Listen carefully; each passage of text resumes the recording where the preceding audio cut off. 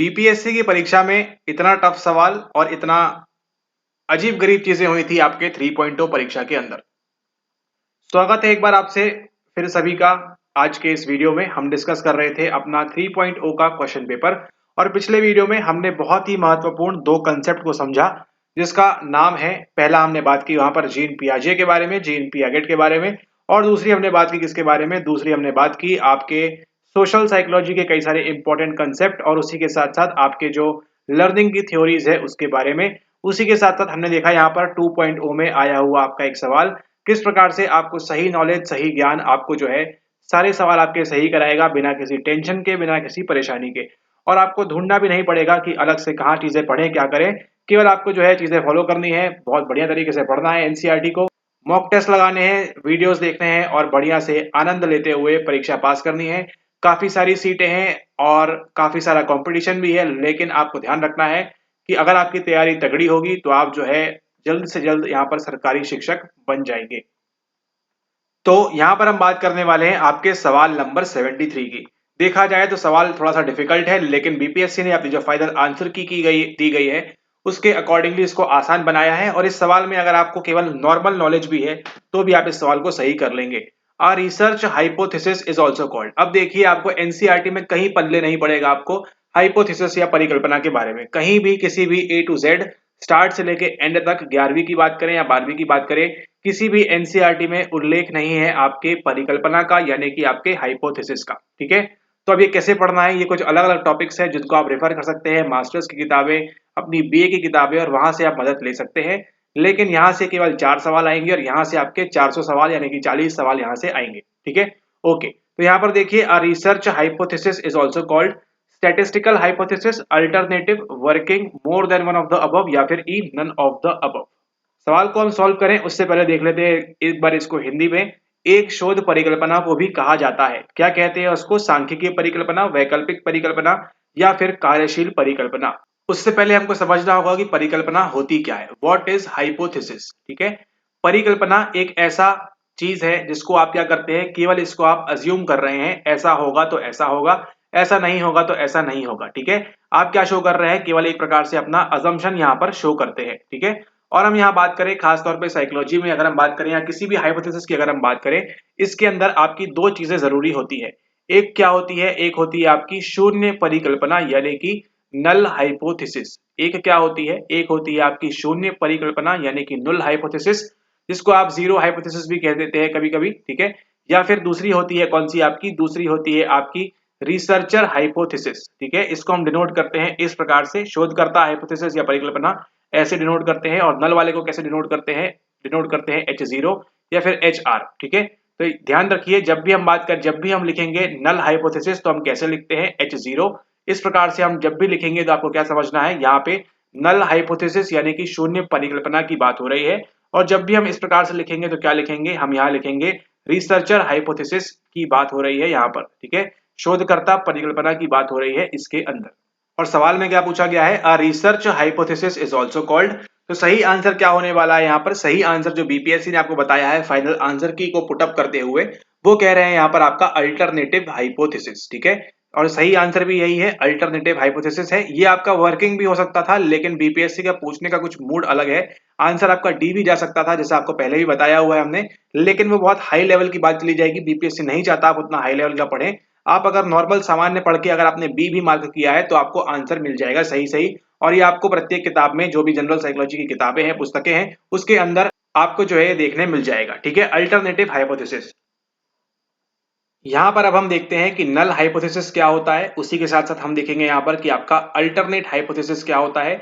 इसी का एक और नाम क्या है, इसको हम बोलते हैं रिसर्चर हाइपोथेसिस। ठीक है, शोधकर्ता परिकल्पना और अल्टरनेटिव हाइपोथेसिस दोनों एक ही चीजें होती है, इस बात को आप ध्यान रखेंगे, इस बात को आप नोट करेंगे। ठीक है, तो मान के चलिए हम ये एग्जाम्पल लेते हैं कि हमारे पास यहाँ पर 50 लोग हैं। ठीक है, 50 लोग हमारे पास समूह में है, और यहाँ पर भी क्या है, यहाँ पर हमारे पास 50 लोग समूह में है। ये जो 50 लोग हैं ये क्या है, ये अमेरिका के हैं, और ये जो 50 लोग हैं क्या है, ये हैं आपके इंडिया के। ठीक है, ऐसा आप समझे, 50 लोग हमने लिए इंडिया के और 50 लोग हमने लिए अमेरिका के। उसके बाद हम क्या करते हैं, इसको हम खिलाते हैं आपका एक मैंगो। ठीक है, हमने क्या खिलाया, हमने खिलाया यहाँ पर मैंगो, और यहाँ भी हमने क्या खिलाया, यहाँ पर भी हमने खिलाया मैंगो। ठीक है, ये खिला दिया इनको हमने। ओके, अब हम क्या करते हैं, इनके हम लेते हैं एक इनका इंटेलिजेंस टेस्ट, इनका हम लेते हैं एक बुद्धि परीक्षण, ठीक है। इनका भी लेते हैं क्या हम, इनका हम लेते हैं बुद्धि परीक्षण, इंटेलिजेंस टेस्ट हमने लिया, ठीक है। सबसे पहले यहाँ पर हमारे पास n की वैल्यू कितनी है, n की वैल्यू रहेगी हमारे पास 50 यहाँ पर, ठीक है। इसको आप ध्यान रखेंगे। दो ग्रुप है हमारे पास, तो यहाँ पर किसका इस्तेमाल होगा, यहाँ पर आपके टी टेस्ट का इस्तेमाल होता है। ध्यान दीजिएगा, जब भी आपके पास दो समूह होंगे आप हमेशा जीवन में किसका इस्तेमाल करेंगे। ये तो बहुत हाई लेवल जा रहा है बट स्टिल ठीक है।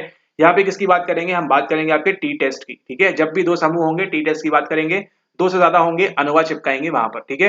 ओके, अब हम ये कह रहे हैं हमारा, आप जो है, हम जो है रिसर्चर हैं, हम क्या कह रहे हैं, हम कह रहे हैं कि मैंगो खाने से अमेरिका वालों के इंटेलिजेंस पर कोई प्रभाव नहीं पड़ेगा, लेकिन इंडिया वालों का इंटेलिजेंस बढ़ जाएगा। सुना आपने, मैंगो, सेम मैंगो हमने खिलाया और उनका परीक्षण लिया, सेम मैंगो हमने खिलाए और इनका परीक्षण लिया। हम ये कह रहे हैं कि मैंगो खाने से अमेरिका वालों का इंटेलिजेंस में कोई प्रभाव नहीं पड़ेगा और इंडिया वालों के इंटेलिजेंस में प्रभाव पड़ेगा। ये क्या कहलाएगा, ये कहलाएगा हमारा अल्टरनेटिव हाइपोथेसिस, या फिर ये कहलाएगा हमका हमारा रिसर्चर हाइपोथेसिस, ठीक है। यहाँ पर हम इसको प्रूव करना चाह रहे हैं, ठीक है। अब उसी का उल्टा देखिए, यहाँ पर नल हाइपोथेसिस क्या होता है। नल हाइपोथेसिस ये होगा कि जो रिजल्ट आएगा अमेरिका वालों का और जो रिजल्ट आएगा इंडिया वालों का, वो दोनों बराबर आएगा, ठीक है। उन दोनों में कोई भी फर्क नहीं रहेगा, ठीक है। इसको हम क्या कहेंगे, इसको हम कहेंगे शून्य परिकल्पना। इसलिए जब भी हम रिसर्च करते हैं हमारा उद्देश्य क्या होता है, हमारा उद्देश्य होता है नल को हम रिजेक्ट करना चाहते हैं, नल को हम क्या चाहते हैं, null हाइपोथेसिस को हम, शून्य परिकल्पना को हम रिजेक्ट करना चाहते हैं हमेशा। तो जैसे ही ये रिजेक्ट हो जाएगी, हमारा ये वाला जो है ऑटोमेटिकली प्रूव हो जाएगा कि अमेरिका वालों का इंटेलिजेंस कम रहेगा और इंडिया वालों का इंटेलिजेंस जो है वो यहाँ पर ज्यादा आ जाएगा, ठीक है। इस बात को आप यहाँ पर ध्यान रखेंगे। यही होती है क्या आपकी, यही होती है आपकी शून्य परिकल्पना, और यही होती है जो दूसरी वाली होती है, वो होती है हमारी रिसर्चर हाइपोथेसिस। कैसे डिनोट करते हैं ध्यान रखिएगा, नेट देंगे आगे जीवन में कभी भी आगे बढ़ेंगे, ये आपको जो लेक्चर है ये बहुत काम आएगा, ठीक है। इस प्रकार से इसको हम डिनोट करते हैं, H स्टैंड्स फॉर आपका हाइपोथेसिस, ठीक है। और अगर आपसे बीपीएससी सवाल पूछेगा कि हमारा एम क्या होता है, एम ये हमारा ये होता है कि हमको क्या करना है, हमको रिजेक्ट करना है, हमको नकारना है किस चीज को, शून्य परिकल्पना को। जैसे ही इसको हम नकारेंगे कि अमेरिका वालों में और इंडिया वालों में कोई फर्क है, जैसे ही हम इसको नकारेंगे, ठीक है, तो हमारा क्या हो जाएगा, दूसरा वाला यहाँ पर हमारा करेक्ट हो जाएगा ऑटोमेटिकली। एंड अभी आई होप आपको कहानी क्लियर है कि रिसर्च हाइपोथेसिस क्या होता है, अमेरिका, मैंगो, इंडिया, वो ध्यान रखेंगे। उसी का एक और नाम है आपका अल्टरनेटिव हाइपोथेसिस, ठीक है। ओके, अब हम चलते हैं आगे अगले सवाल की ओर, जो है आपका सवाल नंबर 74, ठीक है। अब सवाल नंबर 74 को देखिए आप, what is the fundamental principle of counselling. किसकी बात कर रहे हैं, यहाँ पर बात कर रहे हैं आपके काउंसलिंग की, यानी कि मार्गदर्शन की, ठीक है। इसमें अगर आप देखेंगे यहाँ पर परामर्श का मूल सिद्धांत क्या है, बड़ा ही बेसिक सा सवाल है, इसमें आपको अलग से कुछ भी नहीं करना है। परामर्श का मूल सिद्धांत, अगर आप किसी को परामर्श करते हैं, किसी को आप गाइडेंस देते हैं, किसी को आप काउंसलिंग करते हैं, तो उसमें आप क्या करेंगे, व्यक्तियों के अपने स्वयं के मुद्दों का प्रबंधन करने के लिए सशक्त बनाना, सलाह और सुझाव देना, मनोवैज्ञानिक विकारों का निदान, ठीक है। अब यहाँ पर देखिए, अगर आप साउंड माइंड वाले व्यक्ति हैं तो आपको ये तो समझ में आ गया कि काउंसलिंग में हम मनोवैज्ञानिक विकारों का निदान तो बिल्कुल नहीं करते हैं, ठीक है। अगर हम यहाँ पर ये करना स्टार्ट कर दें तो फिर नैदानिक वालों का क्या होगा, ठीक है। जो नैदानिक मनोविज्ञान वाले हैं, काउंसलिंग नहीं क्लिनिकल वाले जो हैं, उनका क्या होगा, तो ऑप्शन नंबर सी तो यहाँ पर हट जाता है, ठीक है। अब आपके पास क्या बचता है, काउंसलिंग के लिए आप या तो ऑप्शन ए सेलेक्ट करेंगे, या फिर ऑप्शन बी सेलेक्ट करेंगे, या फिर ऑप्शन नंबर यहाँ पर आप डी सेलेक्ट करेंगे, ठीक है। तो उसको देखते हैं हम यहाँ पर क्या हो रहा है, यहाँ पर ये बोल रहे हैं empowering individuals to manage their own issues और giving advice and suggestions, ठीक है। तो यहाँ पर देखिए काउंसलिंग का जो उद्देश्य है वो आपका यहाँ पर फंडामेंटल प्रिंसिपल, गाइडेंस और एडवाइस देना यहाँ पर नहीं है, ठीक है। आप उनको ज्ञान नहीं पटकेंगे, वहां पर सजेशन नहीं देंगे कि आप ऐसा करो ऐसा करो। आप क्या उनको फोर्स करेंगे, फंडामेंटल प्रिंसिपल क्या है, एम्पावरिंग इंडिविजुअल्स, उनको आप एम्पावर करेंगे कि आप स्वयं से क्या करें, अपने जो खुद के मामले हैं उनको आप स्वयं से निपटाएं और अन्य किसी चीज की आपको जरूरत ना पड़े। आप खुद जो क्या बने, आप खुद यहाँ पर केपेबल बने, इतना कि आप स्वयं से अपने जो मामले हैं उनको निपटा सकें, थोड़ा बहुत समझ बूझ के साथ में, ठीक है। इस प्रकार का सवाल रिपीट होने की संभावना बहुत कम है, लेकिन ये वाला, इसके पहले वाला और जो इसके ऊपर हमने किया वो रिपीट होने की संभावना काफी ज्यादा है। तो इसको आप सीधा सीधा ए मार्क करें और आगे बढ़े। अगर अगली बार आएगा तो ऐसा ही मार्क कर देंगे, वैसे नहीं आएगा आपका। लेकिन ये सवाल देखिए आपका पूछेगा, इस बार अफेक्टिव पूछा है, अगली बार बिहेवियर पूछेगा और तीसरी बार आपका कॉग्निटिव वाला पूछेगा। क्या बोल रहे हैं, which of the following is an effective component of attitude. सीधा सीधा आपके एनसीईआरटी से सवाल लिया गया है आपकी 12th क्लास की, जहां पर आप पढ़ते हैं किसके बारे में, जहां पर आप पढ़ते हैं अभिवृत्ति के बारे में, ठीक है। क्या बोल रहे हैं देखिए यहाँ पर, निम्नलिखित में से कौन सा दृष्टिकोण का एक प्रभावी घटक है, ठीक है। यहाँ देखिए दृष्टिकोण बोल दिया है। अब बच्चा हिंदी वाला कैसे करेगा, एटीट्यूड कैसे समझेगा वो बताइए, ठीक है। इसलिए आपको ध्यान रखना है, जो आपको पीवाईक्यू ई बुक दी गई है इसमें आपका हिंदी और अंग्रेजी दोनों है, क्योंकि बीपीएससी ने 3.0 में जितनी गलतियां की हैं सवाल सेट करने में, फ्रेम करने में, 1.0 में नहीं की उतनी और 2.0 में नहीं की उतनी, ठीक है। बहुत ज्यादा गड़बड़ी की गई है आपके 3.0 में, ठीक है। तो ध्यान रखेंगे इस बात को, इस बुक का फायदा उठाएं आप यहाँ पर, ठीक है। हिंदी अंग्रेजी दोनों में दिया है, दोनों को देखना है आपको, ये आपका कर्तव्य रहेगा, ये आपका काम रहेगा, क्योंकि आप क्या कर देंगे, आप अपना एक नंबर छोड़ आएंगे अगर आपने जल्दबाजी में देखा। सवाल हिंदी में पढ़ना है, एक बार उसको इंग्लिश में भी देखना आपके लिए जरूरी है, अगर आप हिंदी माध्यम से है तो। हम नहीं चाहते आप अपना जो नंबर है, कीमती नंबर, उसको आप यहाँ पर मिस करें, ठीक है। तो ये प्रण ले लीजिए आज कि आप सवाल को इंग्लिश में भी देखेंगे और सवाल को आप हिंदी में भी देखेंगे, दोनों देखना आपके लिए मोस्ट इंपॉर्टेंट है। निम्नलिखित में से कौन सा दृष्टिकोण का एक प्रभावी घटक है, आप बता दीजिएगा। आप में से कोई भी एक व्यक्ति जिसने एटीट्यूड को एज दृष्टिकोण पढ़ा है जीवन में, या फिर एनसीईआरटी में भी आपको जो है दृष्टिकोण आपको इस प्रकार से पढ़ने नहीं मिलेगा, ठीक है। तो ये आपकी गलती है, ये बीपीएससी की गलती है, लेकिन आप क्या करेंगे, आपको अपना नंबर सिक्योर करना है तो आप अंग्रेजी में एक बार देख लेंगे। अब यहाँ पर देखिए बोला हुआ है इन चीजों के बारे में, तो यहाँ किसकी बात हो रही है, यहाँ पर हो रही है आपके एबीसी मॉडल के बारे में, ठीक है। एबीसी मॉडल के बारे में बात की गई है। जब भी आपको ध्यान देना है, जब भी हम किसकी बात करेंगे, जब भी हम एटीट्यूड की बात करेंगे, जब भी हम अभिवृत्ति की बात करेंगे यहाँ पर, तो आपको ध्यान देना है कि इसके अंदर क्या होती है। इसके अंदर एक नाम जो है इंपॉर्टेंट है, वो किसका है, वो है आपका फ्रिट्ज हाइडर का, ठीक है। फ्रिट्ज हाइडर का नाम आप ध्यान रखेंगे खास तौर पर। ये आपका होता है अफेक्ट कंपोनेंट, ये होता है आपका बिहेवियर कंपोनेंट, और ये होता है आपका कौन सा, ये होता है आपका कॉग्निटिव यानी कि संज्ञानात्मक। संज्ञानात्मक कंपोनेंट, व्यवहारिक, सॉरी नॉट व्यवहारिक, यस व्यवहारिक कंपोनेंट, एंड ये आपका जो है भावात्मक या फिर इमोशनल कंपोनेंट यहाँ पर रहता है। तो यहाँ पर देखिए वह क्रिया है जो व्यक्ति किसी व्यक्ति, वस्तु या किसी परिस्थिति के संबंध में करता है। तो यहाँ पे किसकी बात कर रहे हैं, यहाँ पे क्रिया की बात कर रहे हैं, बी कंपोनेंट की बात कर रहे हैं। यह वह तरीका है जिसे व्यक्ति अपने बारे में, किसी वस्तु या परिस्थिति के बारे में सोचता है, सोचेगा, तो यहाँ पर कॉग्निटिव कंपोनेंट की बात कर रहे हैं। आंसर यहीं छुपा हुआ है। यह वह तरीका है जिसमें व्यक्ति किसी वस्तु, व्यक्ति या परिस्थिति के प्रति महसूस करता है, और ये महसूस करने की बात कौन सा आएगी, ये आपके भावात्मक कंपोनेंट में आएगी, आपके इमोशनल कंपोनेंट में यानी कि आपके अफेक्ट कंपोनेंट में आएगी, ठीक है। एनसीईआरटी पढ़िए, सीधा सीधा same to same copy paste उठाया हुआ है, वहां से आपको आंसर मिल जाएगा बड़े आराम से, ठीक है। बीपीएससी वाले भी चाहते हैं कि आप पास करें, लेकिन आप पढ़ें तो सही, ठीक है। वो आपको फेल करने का मकसद नहीं है उनका, उनका मकसद ये है कि हम सवाल ऐसा सेट करें कि जो बच्चा एनसीईआरटी पढ़ के आ रहा है वो उसको आसानी से पास कर जाए। लेकिन अगर आप इसको भी नहीं पढ़ेंगे तो फिर कैसे काम चलेगा, और हमारे वीडियोस नहीं देखेंगे तो कैसे काम चलेगा। चलिए यहाँ पर देखिए, it is the way a person feels towards the object, person और सिचुएशन। यहाँ पे फीलिंग की बात आ रही है, ठीक है। आप कोई ऑब्जेक्ट को लेके, मान के चलिए यहाँ पर कुतुब मीनार है, उसको लेके आप क्या फील करते हैं। कोई पर्सन है, आप मान के चलिए एक्स पर्सन, उसको लेके आप क्या फील करते हैं। और कोई सिचुएशन है, मान के चलिए रिजल्ट नहीं आ रहा है, एग्जाम देर हो गई है, इसको लेकर आप कैसा फील कर रहे हैं, जो आप महसूस कर रहे हैं, वो कौन सा आएगा, वो आएगा आपके एटीट्यूड के अफेक्टिव कंपोनेंट के अंदर, ठीक है, भावात्मक कंपोनेंट के अंदर आएगा। It is the action a person takes in regard to the person. ये देखिए ये तीन चीज कॉमन चल रही है यहाँ पर। वो क्या है, object person situation, person object situation, himself herself object situation, ठीक है। तो यहाँ पर देखिए, यहाँ पे हिमसेल्फ हरसेल्फ क्यों किया हुआ है, क्योंकि वो अपने बारे में स्वयं सोच रहा है, ठीक है। इसलिए कॉग्निटिव कंपोनेंट है, कीवर्ड भी आपको बता दिया यहाँ पर, ठीक है। यहाँ पर देखिए पर्सन ऑब्जेक्ट सिचुएशन, ये सब चीजें सिमिलर चलेगी, केवल क्या होगा, यहाँ एक्शन की बात है तो यहाँ पे बिहेवियर कंपोनेंट आएगा, यहाँ पे थिंक करने की बात है तो कॉग्निशन आएगा, और यहाँ पर फीलिंग की बात है तो यहाँ पर अफेक्टिव कंपोनेंट आपका यहाँ पर आएगा। ये देखिए चैप्टर का नाम ही क्या है, अभिवृत्ति है, लेकिन वहां पे क्या लिखा हुआ है, दृष्टिकोण लिखा हुआ है। पता नहीं क्या लिखा हुआ है, बीपीएससी ने पता नहीं किस कौन से मजे कर रहे थे वो।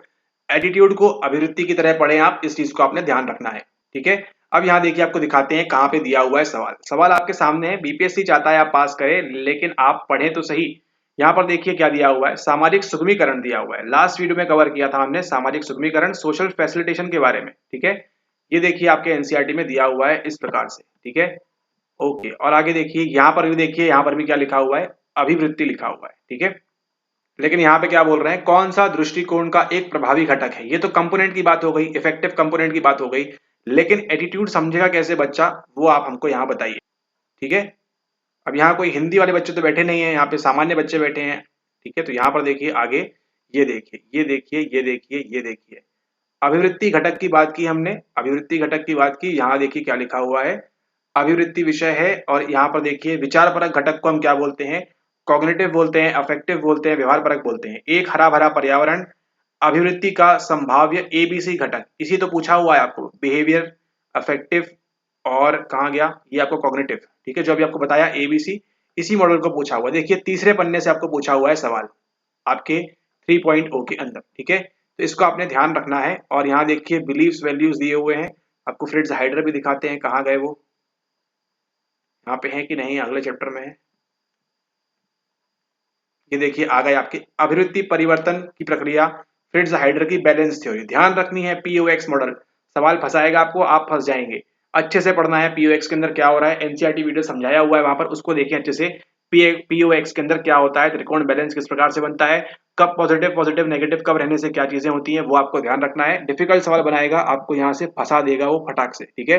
ध्यान रखिए। उसी के साथ आपको ये एक और नाम ध्यान रखना है, किसके बारे में, लियोन फेस्टिंगर के बारे में। काफी समय से इनके द्वारा सवाल बनाया नहीं गया है यहाँ से, लियोन फेस्टिंगर से, कॉग्निटिव डिसोनेंस थ्योरी से, तो ये आपको ध्यान रखना है, इनके बारे में भी आपने पढ़ना है, ठीक है। तो ऐसी छोटी छोटी चीजें हैं जिनको आप ध्यान रखेंगे। इसी के साथ हमने सेकंड वीडियो में आपके टोटल यहाँ पर बीपीएससी के 5 सवाल यहाँ पर कवर कर लिए हैं अच्छे तरीके से, और आपके 5 मार्क्स यहाँ पर सिक्योर हो गए हैं। अब आप क्या करेंगे, जब भी आप प्रैक्टिस करेंगे, अगर आपने ये वीडियो देखी हुई है तो ये सवाल किसी कीमत पर आप गलत नहीं करेंगे, ठीक है।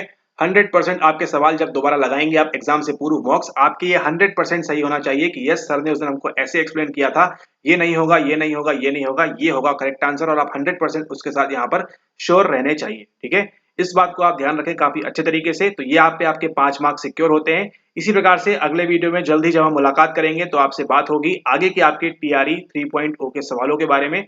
उसको भी हम इसी प्रकार से खोल खोल के अच्छे से डिस्कस करेंगे, ताकि आपके 4.0 में आपकी जो सीट है वो पक्की हो, उसको आप गारंटी करें 100% अपनी मजबूत तैयारी के साथ, ठीक है। आपकी तैयारी जितनी तगड़ी होगी उतना ही आप तगड़ा कंपटीशन आप देंगे दूसरे को, और आप अपनी सीट जो है वहां पे सरकारी शिक्षक बनने की, उसको वहां पर आप पक्की करेंगे, ठीक है।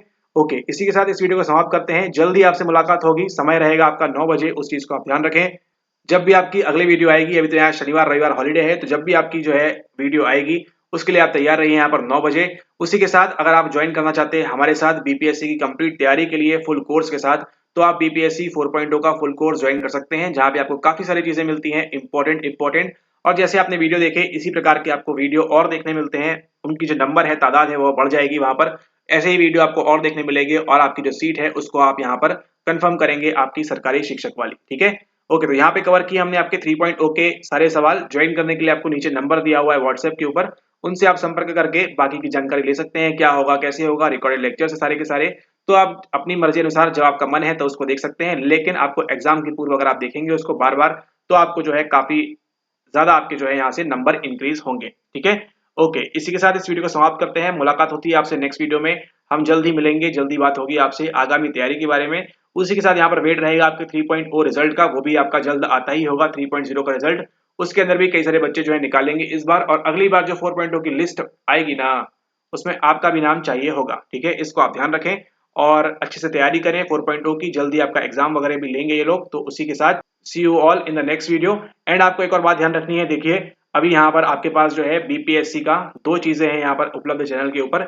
एक है आपकी ई बुक एनसीईआरटी मॉक वाली, ठीक है। एक है आपकी एनसीईआरटी के मॉक टेस्ट है, उसके अंदर 1500 प्लस सवाल हैं, उसकी ई बुक आप ऑर्डर कर सकते हैं, ठीक है, ई बुक। और उसी के साथ साथ आपके पास है यहाँ पर पीवाईक्यू की ई बुक, ठीक है। दोनों को ही अगर आप ऑर्डर करते हैं 1 दिसंबर के पहले, तो इसको आप ध्यान रखें, 1 दिसंबर के पहले अगर आप दोनों को ऑर्डर करते हैं तो आप इसको प्राप्त कर सकते हैं केवल और केवल ₹299 के अंदर, ठीक है। 299 के अंदर आप ये जो है पूरा मटेरियल यहाँ पर पीवाईक्यू ई बुक का, ये ई बुक एनसीईआरटी वाली 1500 प्लस सवालों की, इसको आप ऑर्डर कर सकते हैं। उसके लिए आपको 1 दिसंबर के पहले इतना पेमेंट करना होगा, आपको ये तुरंत भेज दी जाएगी। और 1 तारीख के बाद से 1 दिसंबर को आपको जो है 1 दिसंबर के बाद आपको ये पीवाईक्यू की जो ई बुक है ये भी आपको प्रोवाइड कर दी जाएगी आपकी मेल आईडी के ऊपर। कैसे ऑर्डर करना है, ऑर्डर करने की सारी डिटेल्स आपको यहाँ पर नीचे दी गई हैं, उनको आप फॉलो करें, और दोनों पुस्तक आप जरूर से जरूर ले लें। आप देखिएगा 4.0 में आपको मैक्सिमम सवाल देखने मिलेंगे इन्हीं पुस्तकों से, इन्हीं पीवाईक्यू से और इन्हीं वीडियो से, ठीक है। ओके, मुलाकात होती है आपसे नेक्स्ट वीडियो में, तब तक के लिए धन्यवाद।